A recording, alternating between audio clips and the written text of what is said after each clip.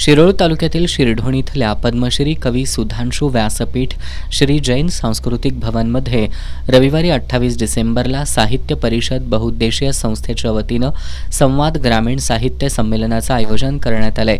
या संमेलनाचे अध्यक्ष कवी आणि वक्ते प्रदीप पाटील हे आहेत। या संमेलनाची रूपरेषा साहित्य परिषद संस्थेचे अध्यक्ष विश्वास बालीघाटे आणि सचिव डॉक्टर कुमार पाटील यांनी सांगितली। इंटरनेटची जास्त प्रभाव लहान मुलांच्यावर पडत आहे। मोबाईलचं ते कमी व्हावं आणि आपलं हे साहित्य संमेलन आता चांगलं म्हणजे गाजत आहे आमचं इथं आणि प्रत्येक नागरिकाने आणि युवकाने हे साहित्य संमेलन उपस्थित लावावं। आणि जगदीश खेबडकरांच्या वेळी म्हटले होते खेबडकर साहेबांनी की साहित्याने मनाची मशागत होते आणि पुस्तकाने मस्तक चांगलं घडवतंय हे आम्हाला त्यावेळी बिरुदवाक्य आलं आणि त्यावेळीपासून आम्ही वर्षाच्या शेवट रविवारी आम्ही हे साहित्य संमेलन भरवत असतो।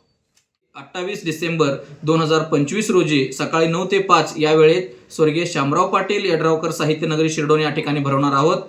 पद्मश्री कवी सुधांशू व्यासपीठावर श्री जैन सांस्कृतिक भवन कन्या विद्या मंदिर जवळ शिरढोण या ठिकाणी आम्ही हे 12वे साहित्य संमेलन भरवत आहोत।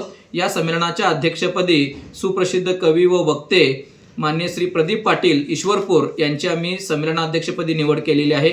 उद्घाटक म्हणून आमदार मान्य श्री डॉक्टर राजेंद्र पाटील यड्रावकर उपस्थित राहणार आहेत, तर स्वागताध्यक्ष म्हणून सरपंच श्री सागर भंडारे यांची निवड झालेली आहे। श्री माधवराव घाटगे दीप प्रज्वलन करणार असून ग्रंथदिंडीचे उद्घाटक म्हणून गणपतराव दादा पाटील उपस्थित राहणार आहेत।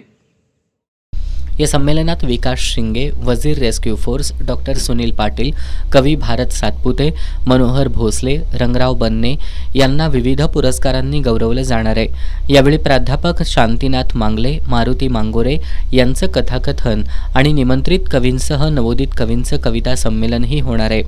पत्रकार बैठकीला उपाध्यक्ष दिलीप कोळी, खजिनदार महावीर कांबळे, संजय मालगावे, जगन्नाथ बिरोजे आदी उपस्थित होते।